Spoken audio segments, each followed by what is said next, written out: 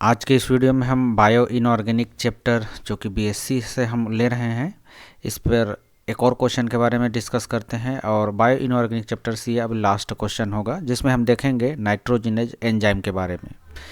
Nitro enzyme होता क्या है, इसके बारे में देखते हैं। ये किस प्रकार से बायोलॉजिकल रोल प्ले करता है, इसके बारे में चलिए देखते हैं।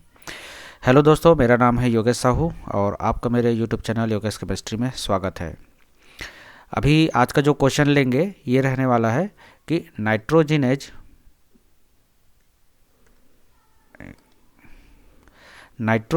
एंजाइम नाइट्रोजन स्थिरीकरण को समझाइए। किस प्रकार से होता है, इसको समझाना है। या तो इसको इस प्रकार से भी पूछा जा सकता है, नाइट्रोजन स्थिरीकरण क्या है, इसका जैविक नाइट्रोजन स्थिरीकरण को समझाने के लिए आपको बोलेगा।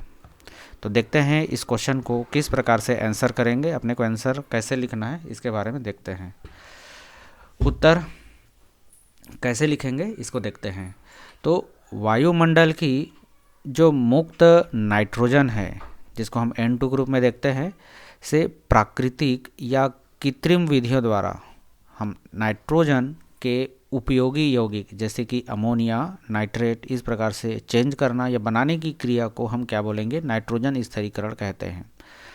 जो वायुमंडल में, जो इन्वायरमेंट में नाइट्रोजन अणु पाया जाता है N2 ग्रुप में, ये सीधा सीधा यूजफुल नहीं होता है पौधे के लिए। तो इसको अपने को उसके यौगिक के रूप में चेंज करना पड़ेगा, जैसे कि अमोनिया, नाइट्रेट, इस प्रकार से चेंज करते हैं। तो ये चाहे प्राकृतिक विधि हो चाहे कृत्रिम विधि हो, इसको चेंज करने की जो प्रक्रिया होती है इसी को नाइट्रोजन स्थिरीकरण के नाम से जानते हैं। अच्छा, ये किस प्रकार से होता है चलिए देखते हैं। तो नाइट्रोजिनेज एंजाइम द्वारा नाइट्रोजन का स्थिरीकरण। अब इसके लिए जब हम प्राकृतिक विधि देखेंगे तो इसमें हम देखेंगे नील हरित शैवाल, जिसको हम ब्लू ग्रीन एल्गी बोलते हैं, वायुमंडलीय नाइट्रोजन का अति सुगमता से, बहुत ही आसानी से उसका फिक्सेशन कर देता है, स्थिरीकरण कर देता है। ठीक है, तो इसी के बारे में हम यहाँ पर देखते हैं किस प्रकार से इसको आंसर करते हुए चल रहे हैं। तो जो ब्लू ग्रीन एल्गी है, नील हरित शैवाल है, इन शैवालों में नाइट्रोजन फिक्सिंग एंजाइम होता है और इस एंजाइम को कहते हैं नाइट्रोजिनेज। इस नाइट्रोजिनेज एंजाइम में दो प्रकार के प्रोटीन पाए जाते हैं या दो घटक पाए जाते हैं, ऐसा भी बोल सकते हैं। यह एंजाइम N2 को NH3 में, जैसे कि अमोनिया में, ये चेंज कर देता है, परिवर्तित कर देता है। इससे हाइड्रोजन भी उत्पन्न होता है, जिसको हम लास्ट में देखेंगे किस प्रकार से ये बन रहा है। जो हम नाइट्रोजिनेज एंजाइम में दो घटक बोले वो कौन कौन से हैं, तो इसमें हम देखेंगे MOAP। MO मतलब ये है मॉलिब्डेनम, जो आप मॉलिब्डेनम, जो हम क्या बोलते हैं, धातु जानते हैं, मॉलिब्डेनम, ठीक है, ये है। और AP क्या है आपका, आयरन है। ठीक है, तो ये मॉलिब्डेनम और आयरन का एक घटक होगा, ये इस पर प्रोटीन जुड़ा होता है, जैसे कि सल्फर वगैरह जुड़ा होता है और ये प्रोटीन बना लेता है। और दूसरा है AP युक्त प्रोटीन। ठीक है, तो ये दो प्रकार के घटक पाए जाते हैं।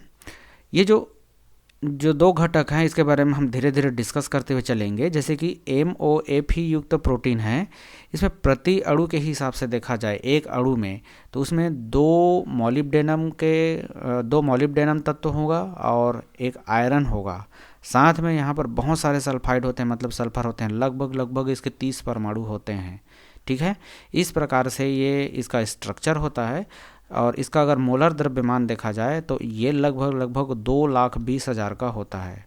इसमें N2 मतलब नाइट्रोजन को अपचयित करने की क्षमता पाई जाती है। किस पर, ये जो MOAP युक्त प्रोटीन जो देख रहे हैं इस पर, इसमें नाइट्रोजन को अपचयित करने की क्षमता पाई जाती है। अच्छा, इसमें अगर हम और देखें, जो AP युक्त प्रोटीन है इसमें दो संगत यह उप इकाई में डिवाइड होता है। जो AP युक्त प्रोटीन है, फिर से इसको दो क्लास में, हम दो सब यूनिट में हम इसको डिवाइड कर रहे हैं, जिनमें से प्रत्येक में हम देखेंगे तो इसमें Fe4S4 का क्लस्टर पाया जाता है। क्लस्टर मतलब ये छोटा छोटा बंच होगा, इस प्रकार से क्लस्टर पाया जाता है। और यह वायु के प्रति बहुत ही ज़्यादा संवेदनशील होता है, मतलब जो नाइट्रोजन होता है उसके प्रति बहुत ज़्यादा संवेदनशील होता है, बहुत जल्दी कैच कर लेता है इसको। ये जो नाइट्रोजिनेज एंजाइम का जो लघु प्रोटीन का जो अणु भार होगा वो 60 से 70 मिलीग्राम प्रति मोल के हिसाब से होगा, जबकि दीर्घ प्रोटीन के बारे में हम देखें तो ये 200 से 250 मिलीग्राम प्रति मोल होता है।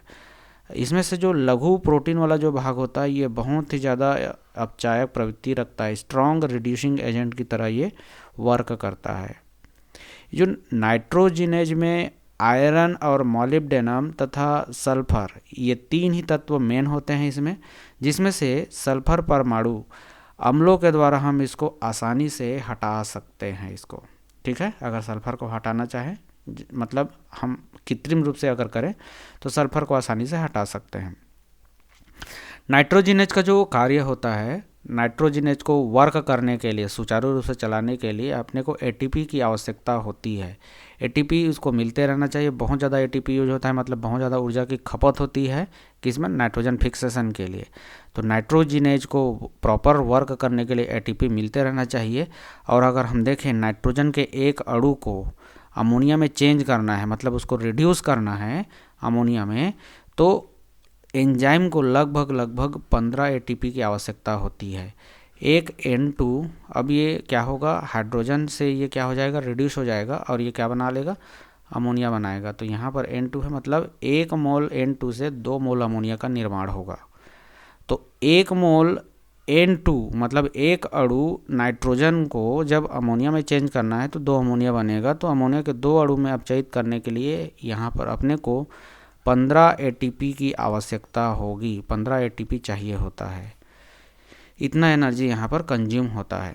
ठीक है, अब ये जो नाइट्रोजिनेज है किस प्रकार से वर्क करेगा, मतलब नाइट्रोजन फिक्सेशन का जो अगर स्टेप देखें तो ये किस प्रकार से होता है, इसके बारे में डिस्कस करते हैं। तो संभावित पद निम्नानुसार होते हैं, आप कुछ इस प्रकार से लिख सकते हैं। अब इसमें हम कुछ स्टेप बताए हैं, इसको आप याद रखिएगा। जैसे कि एफी प्रोटीन, जो लघु प्रोटीन भाग है, जिसको हम क्लस्टर के रूप में देखें, Fe4S4 क्लस्टर के फेरिडॉक्सिन द्वारा सबसे पहले अपचयन होगा, रिडक्शन होता है उसका, किसका, Fe4S4 क्लस्टर का फेरिडॉक्सिन के द्वारा अपचयन होगा। यहाँ पर क्या एक्चुअल में फेरिडॉक्सिन जो होता है वो इलेक्ट्रॉन ट्रांसफ़र का काम करता है। इलेक्ट्रॉन ट्रांसफ़र ना बोल के हम इसको अगर बोले इलेक्ट्रॉन सप्लाई करने का काम करता है। कौन, ये जो फेरिडॉक्सिन है, ये इस प्रकार से Fe4S4 को क्या कर देता है, रिड्यूस कर देता है इलेक्ट्रॉन सप्लाई करके। अब यही इलेक्ट्रॉन सप्लाई से क्या होता है, रिडक्शन होगा और धीरे धीरे ये जो कंपाउंड है, मतलब अपना जो यौगिक है यूजफुल कंपाउंड, उसमें चेंज होगा, जैसे कि N2 से अमोनिया। ठीक है, तो एफी प्रोटीन से एफीएमओ प्रोटीन के पी क्लस्टर, ठीक है, ये पी क्लस्टर मतलब फास्फोरस जुड़ा होगा, इनऑर्गेनिक फॉस्फेट वो जुड़ा होता है। तो पी क्लस्टर युग्म की ओर एटीपी के जल अपघटन की प्रक्रिया द्वारा एक इलेक्ट्रॉन का स्थानांतरण होगा। ठीक है, ये जो Fe4S4 हम जो पहला स्टेप में देख रहे हैं, ये वाला स्टेप में, तो इसमें भी हम देखें कि फेरिडॉक्सिन के द्वारा इलेक्ट्रॉन सप्लाई हो रहा है। वो इलेक्ट्रॉन सप्लाई एफीएमओ प्रोटीन के पी क्लस्टर की युग्म की ओर एटीपी के जल अपघटन से यहाँ पर इलेक्ट्रॉन का स्थानांतरण होगा। ठीक है, पूरा का पूरा इलेक्ट्रॉन ट्रांसफ़र का ही खेल है रहता है इसमें। एफीएमओ प्रोटीन में ही 2 इलेक्ट्रॉनों का स्थानांतरण होगा। कहाँ कहाँ इलेक्ट्रॉन का स्थानांतरण हो रहा है, सबसे पहले हम Fe4S4 क्लस्टर में देखें, फिर एफीएमओ प्रोटीन के जो पी क्लस्टर है उधर इलेक्ट्रॉन का ट्रांसफ़र हो रहा है, साथ में जो प्रोटीन भाग है उधर भी 2 इलेक्ट्रॉन का स्थानांतरण होगा। यह स्थानांतरण पी क्लस्टर युग्म से एफीएमओ कोफैक्टर की ओर होता है, एक बार पी क्लस्टर की ओर, एक बार पी क्लस्टर से एफीएमओ प्रोटीन की ओर। तो इस प्रकार से हम इलेक्ट्रॉन का ट्रांसफ़र देखें। फिर आगे हम देखेंगे जो एफीएमओ कोफैक्टर है, मतलब जो भाग है उससे संलग्न N2 की ओर इलेक्ट्रॉन का ट्रांसफ़र होगा तथा प्रोटॉन का भी साथ में स्थानांतरण होता है। ठीक है, तो इस प्रकार से N2 को अब इलेक्ट्रॉन भी मिला और साथ में प्रोटॉन भी मिला, मतलब हाइड्रोजन भी मिला। तो ऐसे कंडीशन में यहाँ पर अब जो नाइट्रोजन इलेक्ट्रॉन प्रोटॉन मिलने के कारण से ये अमोनिया में चेंज होगा, जिसको आप समराइज कुछ इस प्रकार से कर सकते हो। ठीक है, तो जो हम पूरा स्टेप देखें तो उसको एक स्टेप में अगर इसका रिएक्शन लिखना चाहें तो कुछ इस प्रकार से लिखेंगे। ये आपका नाइट्रोजन हुआ, इसको हम प्रोटॉन सप्लाई किए, साथ में हम इलेक्ट्रॉन भी सप्लाई किए हैं। और ये किस प्रकार से सप्लाई हुआ हम ऊपर के स्टेप में देखें। इस प्रक्रिया में बहुत ज़्यादा एटीपी की आवश्यकता होती है और एटीपी को चलाने के लिए मैग्नीशियम की आवश्यकता होती है, मैग्नीशियम धातु की। तो यहाँ पर ये मैग्नीशियम भी लिखा है 16 mg ATP। ठीक है, 1 मोल नाइट्रोजन से 2 मोल अमोनिया बनता है, तो ये 2NH3 बना, H2 बना और 16 ADP आ जाएगा और साथ में यहाँ पर ये इनऑर्गेनिक फास्फेट बनता है, जिसको हम क्या बोल रहे हैं, पी क्लस्टर जो बोले हैं ना, ये पी क्लस्टर के रूप में, तो ये यहीं जाकर वो पी क्लस्टर बनाएगा। ठीक है, तो इस प्रकार से ये रिएक्शन को हम समराइज कर सकते हैं। अच्छा, इस पूरे साइकिल का अगर संरचना देखना चाहोगे तो किस प्रकार से होगा, इसको देखते हैं। अपचयन के लिए अपने को क्या चाहिए, इलेक्ट्रॉन चाहिए। अपचयन के लिए अपने को क्या चाहिए, इलेक्ट्रॉन चाहिए। और इलेक्ट्रॉन का सप्लाई कहाँ से होता है, तो हम देखें कि फेरिडॉक्सिन, जिसको फ्लेवोडॉक्सिन भी बोल सकते हो, ठीक है, वहाँ से सप्लाई होता है और ये सीधा सीधा नाइट्रोजन उसको क्या कर देता है, ट्रांसफ़र कर देगा। ठीक है, इन इलेक्ट्रॉन का स्रोत ओवरऑल देखेंगे तो पायरुवेट के ऑक्सीकरण से ही प्राप्त होता है। पायरुवेट का सबसे पहले ऑक्सीडेशन होगा और वहाँ से इलेक्ट्रॉन मिलता है, ये फेरिडॉक्सिन को जाएगा और फेरिडॉक्सिन से इलेक्ट्रॉन सीधा नाइट्रोजनेज एंजाइम पर पहुँचता है। तो पहले इलेक्ट्रॉन एफी प्रोटीन को स्थानांतरित हुआ, फिर अपचयित एफी प्रोटीन एमओ एफी प्रोटीन को स्थानांतरित करता है। ठीक है, इस प्रकार से हम ऊपर के कंडीशन में देखे हैं। समग्र प्रक्रिया जो होता है उत्प्रेरकी चक्र होता है, जिसको हम यहाँ पर चित्र के माध्यम से देख रहे हैं। ठीक है, ये चित्र है, इसमें आप समझते हैं तो किस प्रकार से समझेंगे इसको देखते हैं। तो ये चित्र को आप ध्यान से देखिएगा तो इसमें आपको क्लियरली पता चलेगा, एक मिनट, इसमें देखने से अपने को क्या पता चलेगा, तो इसमें यहाँ पर हम देखें कि ये फेरिडॉक्सिन को इलेक्ट्रॉन कहाँ से मिलता है, तो पायरुवेट के ऑक्सीकरण से प्राप्त होता है। तो ये देखिए, ये पायरुवेट का इलेक्ट्रॉन पूल यहाँ पर आपको दिखाई दे रहा है। ठीक है, अब यहाँ पर सबसे पहले जो इलेक्ट्रॉन मिला वो कहाँ से मिल रहा है, तो इलेक्ट्रॉन सबसे पहले जा रहा है यहाँ पर, ये पायरुवेट है और यहाँ पर देखो ये 3 इलेक्ट्रॉन यहाँ पर गया, किसको गया, तो मॉलिब्डेनम, जो यहाँ पर ये मॉलिब्डेनम है, जहाँ से ये क्या बोलते हैं N2 को पकड़ रहा है, वहाँ पर ये इलेक्ट्रॉन देगा और इलेक्ट्रॉन देकर क्या करता है, ये कुछ इस प्रकार से बनाएगा। ठीक है, यहाँ पर ये ऐसा कुछ लिखा हुआ है, जिसको हम चक्र में देखें तो ये आपका MO और MO यहाँ से क्या कर रहा है, N2 को ग्रहण कर रहा है और ये बना रहा है MO single bond N triple bond N। ठीक है, ये कुछ इस प्रकार से ये पहला स्टेप होगा आपका। और इसका जब अगला स्टेप के तरफ आगे चलें तो अगला स्टेप में आप देखेंगे तो इसमें फिर से इलेक्ट्रॉन का सप्लाई होगा। ठीक है, हर स्टेप में यहाँ पर इलेक्ट्रॉन का सप्लाई होता है, यहाँ पर फिर से एक इलेक्ट्रॉन का सप्लाई हो रहा है, जैसे कि आप ये दूसरा स्टेप पर देख रहे हैं, और साथ में हाइड्रोजन का भी सप्लाई हो रहा है, प्रोटॉन का सप्लाई, ठीक, जिसको हम प्रोटॉन के रूप में देखे थे। ठीक है, तो ये अगला जो स्टेप कुछ इस प्रकार से बन रहा है इसका।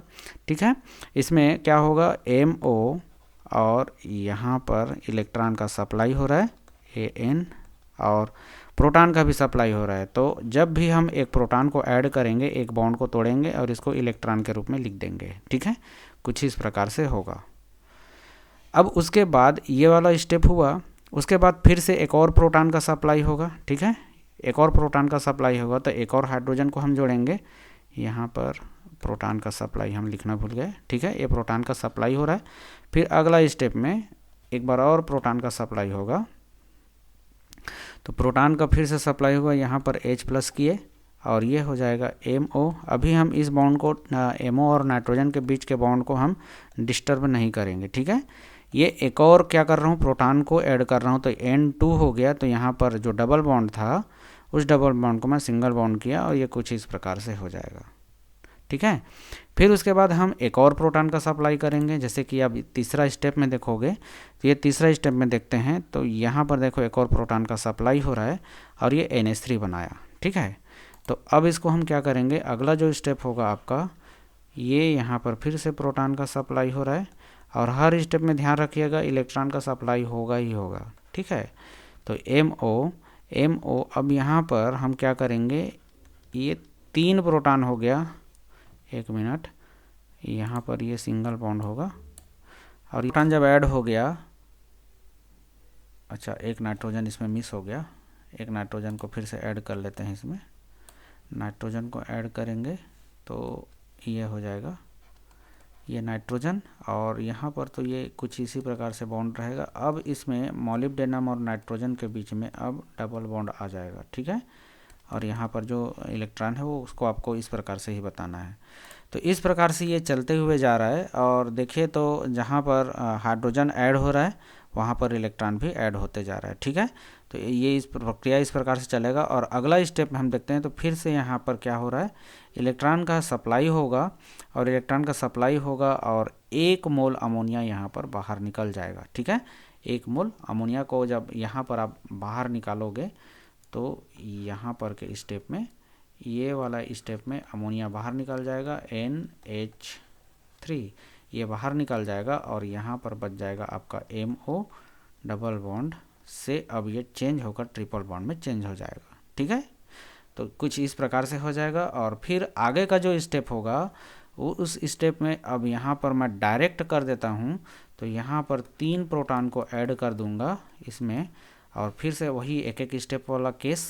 ठीक है, और 3 प्रोटॉन को ऐड करके अगला स्टेप जो होगा उसमें अमोनिया को बाहर कर देंगे। ठीक है, ये 3 प्रोटॉन को ऐड करेंगे और 1 मोल अमोनिया को फिर से बाहर कर दिया जाएगा। ठीक है, इस प्रक्रिया में फिर से आपको कितना प्रोटॉन लगेगा, कितना इलेक्ट्रॉन लगेगा, तो यहाँ पर फिर से 3 इलेक्ट्रॉन ऐड हो जाएगा। ठीक है, यहाँ पर इलेक्ट्रॉन को ऐड किए हम, और ये सिंगल इलेक्ट्रॉन होगा, एक एक स्टेप वाला है। ये इलेक्ट्रॉन ऐड होगा, यहाँ पर इलेक्ट्रॉन ऐड हो जाएगा, वैसे ये इलेक्ट्रॉन ऐड होते जाएगा। यहाँ पर इलेक्ट्रॉन ऐड होगा और ये दूसरा इलेक्ट्रॉन हो गया, ये तीसरा इलेक्ट्रॉन हो गया। ठीक है, यहाँ पर ये तीसरा इलेक्ट्रॉन।